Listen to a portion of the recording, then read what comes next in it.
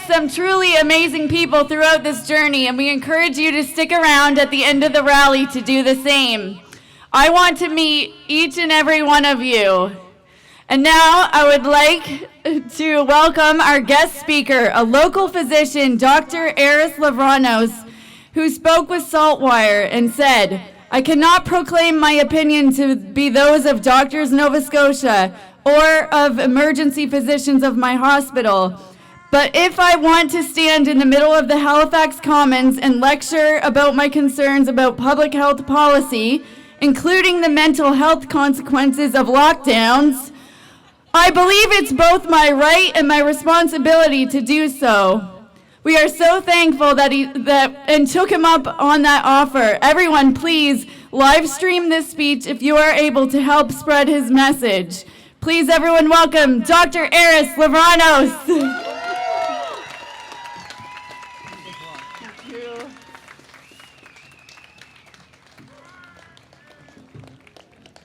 Thank you very much. So first, let me start just by saying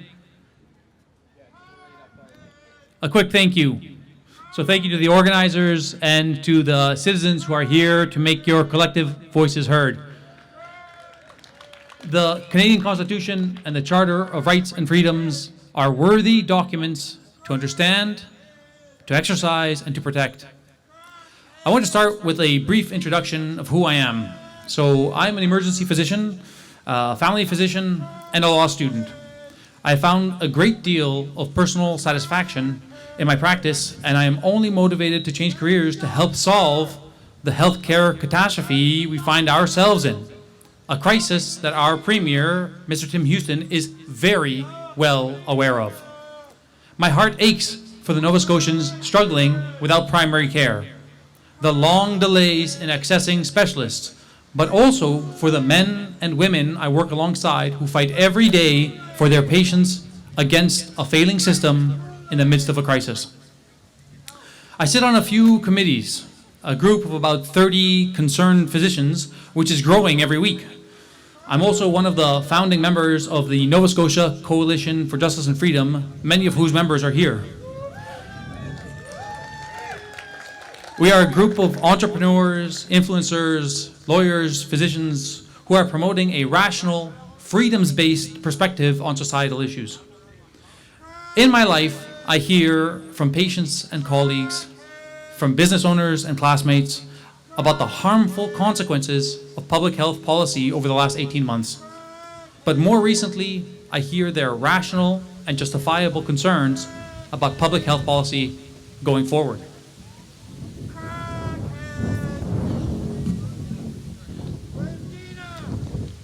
So, how did we get here?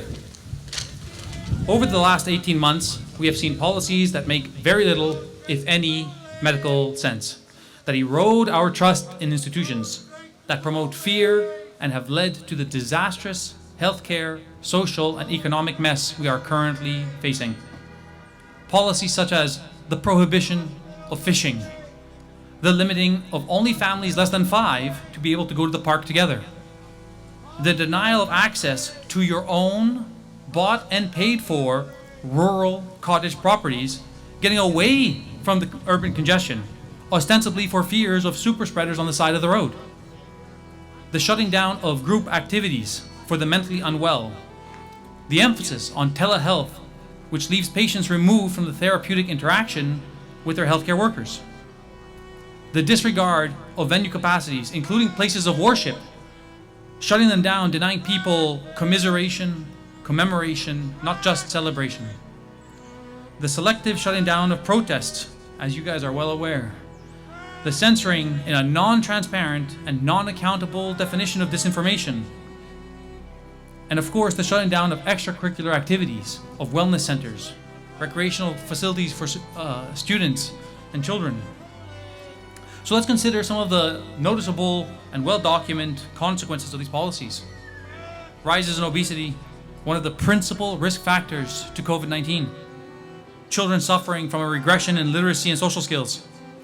Rises in domestic violence, a collapse in mental health, especially in the young. Rises in substance abuse and misuse. Exacerbating delays of surgeries and diagnostic imaging. and what I could describe as the robbing of Peter to pay Paul in our healthcare system, taking resources from somewhere else and plugging holes left and right. And that's nothing to say of the rhetoric surrounding these policies, the kind of language, symbolism, and narrative that has stoked fears, warped people's perspectives on their personal risk of COVID, and now, much more concerning, the scapegoating of those whose values or medical calculus is different from that which is approved. And after all that, we now approach the latest tool in the toolbox against COVID. Now, I'm not interested in relabeling it as a policy or a program or any other euphemism that public health wants to drum up to make it sound better. We have enacted a passport to participate in society, a license to be able to earn a living. This is a disproportionate, brutal, and coercive device that is in total disregard of people's religious, conscientious, and medical decision-making autonomy, to say nothing of informed consent.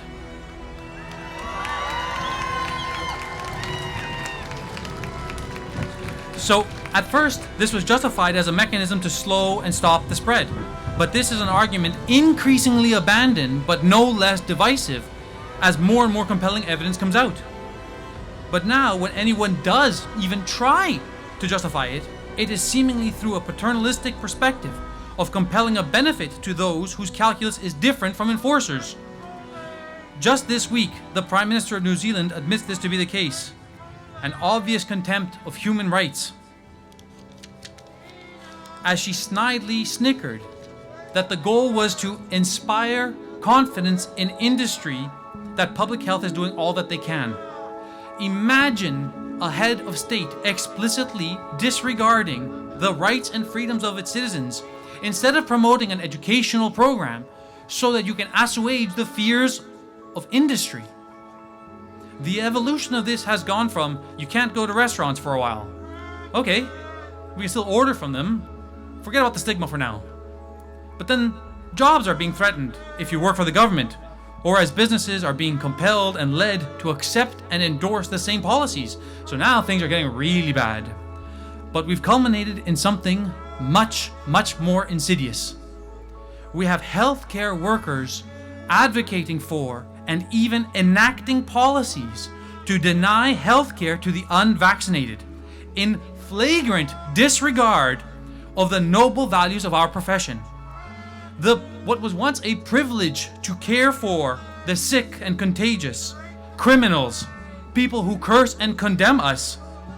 But now, anyone who has a religious or moral conscientiousness that is different from ours is just too much to handle. That is abhorrent, an abhorrent consequence of the policies and rhetoric we have had thus far. So where are we headed? What do we see around the world? Disastrous civil unrest in countries like Australia, Italy, France, the weaponization of the police, the economic collapse as employees go on strike, including a threat to our already broken healthcare system. These are the unintended but entirely predictable social and economic consequences of the divisive rhetoric and policies of public health. But there are more. There is the public health consequences of public health policy. Specifically, I want to tell you guys about the role of stigma. This is an unwarranted and deeply damaging consequence in society. What does history tell us about the stigmatization of the other under the guise of health? Haven't we seen this before in the context of the poor, of First Nations, perhaps most notably of homosexuals, surrounding the HIV crisis? More recently, the stigma of overweight people? Has public health forgotten all of this, or are they purposefully disregarding it? What are the consequences of that stigma? Segregation, ostracization, disparaging treatment, familial strife, the failing of friendships, all of which leads to the shame-based hiding of oneself, a self-hate, and ultimately the hiding of who you are, your religious or conscientious convictions, your medical identity. And then there are more criminal consequences as well. The falsifying of data and identity to circumvent these policies and perspectives. An underground movement, maybe even the incentivization for the destitute to get more vaccinations on behalf of others and sell that option. Finally, the public health ramifications for our relationship with government.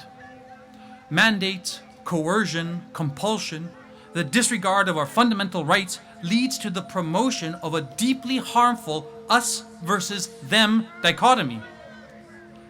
After we just commemorated our first Truth and Reconciliation Day, how can we condone and enable the castigating of First Nations or African Canadian communities for having a natural and historical distrust of authority?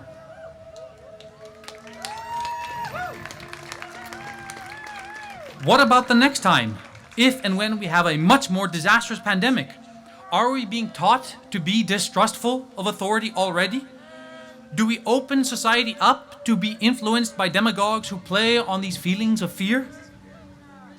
This could easily be abated by sympathetic messaging or a transparent process to take account of these policies. But do we have any reason to believe that the authorities are even remotely worried about this fallout? That this isn't a deliberate wedge being pushed through society? I have a tremendous admiration and respect for Premier Houston. Now I know that might be different from some of you. But is he meeting with the reasonable skeptics and extending a hand of friendship, promoting unity? Or is he being misled to believe that those with genuine concerns are a bunch of crazies? In his video exclaiming to stop sending me conspiracy videos, does that apply to the people of faith who believe that it would be dishonoring to their bodies, which are created in the image of God, to inject the vaccines? Or who object on religious grounds?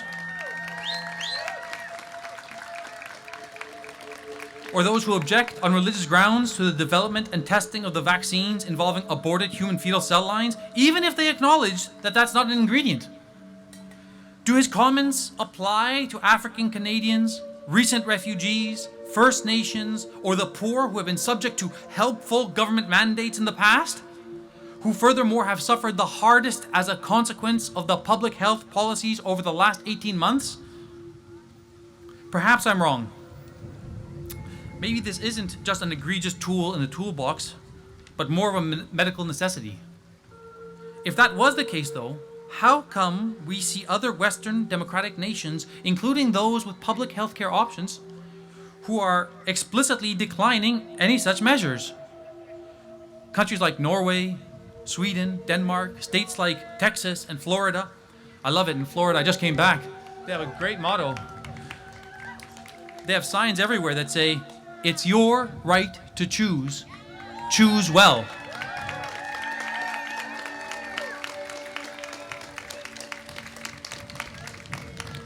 But I'm not here to complain without some solutions. There are other, less divisive, less impairing policies that can be enacted. For example, a public health education campaign. How is it that physicians and healthcare workers don't know what the top 5 highest risk comorbidities are for COVID? How come the public hasn't been educated? How come we don't have town halls or public education meetings to reach out and teach us aggressive Facebook ads, billboard campaigns, online tools to explain what is your risk? How about aggressively screening for symptoms? Educating people that symptomatic spread is far more contagious than asymptomatic, and to remain vigilant. Fever checks at venues, negative testing to enter large indoor locations, or expanding the list of exemptions to decrease stigma and interpersonal strife. You could set up a program to qualify for an exemption only after participating in a learning session, which they do in Ontario for public health schools with public health vaccination exemptions. At least some very sympathetic, unifying messaging. Something from someone in a position of authority that isn't inflammatory, that isn't divisive, that isn't scapegoating to the other.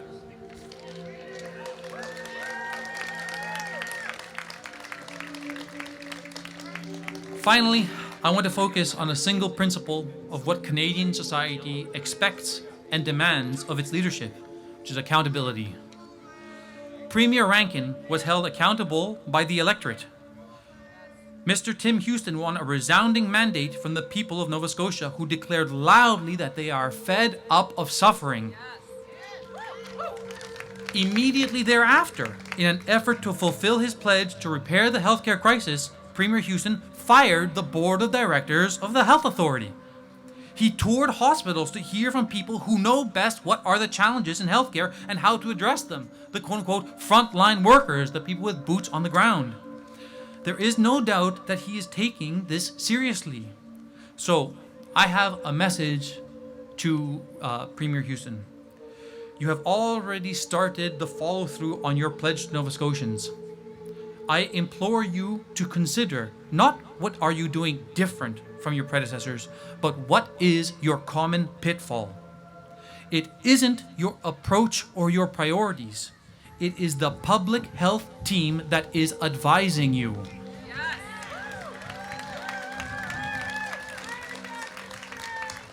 So this is not to vilify Dr. Strang nor to condemn him. This is an honest evaluation of the track record of public health over the last 18 months and where we are headed to from here. I implore you, Mr. Premier, to appoint an independent committee for oversight to review the policy suggestions, their necessity, and the rhetoric of their enactment. A team of industry leaders most affected, just as you did with healthcare, of legal experts and scholars, of ethicists, of frontline physicians and nurse leaders, school psychologists, people who are on the front lines who see and feel the consequences of these policies.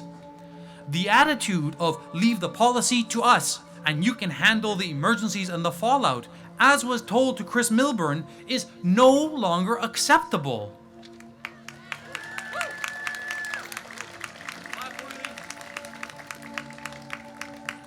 Lastly, to those of you here and to all over the province who are fighting for our rights and freedoms, this is not a battle that will be won with the resignation or the removal of Dr. Strang, with the implementation of an oversight committee.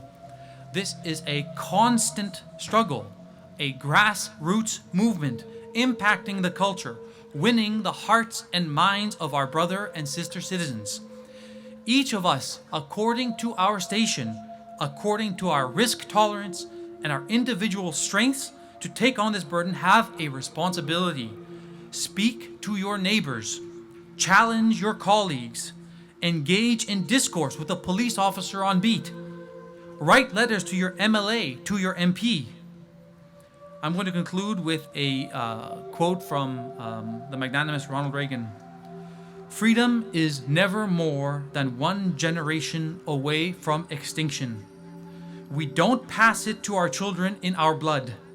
It must be fought for, protected, and passed on. Or one day, we will tell our children what it was once to be free. Thank you very much for listening.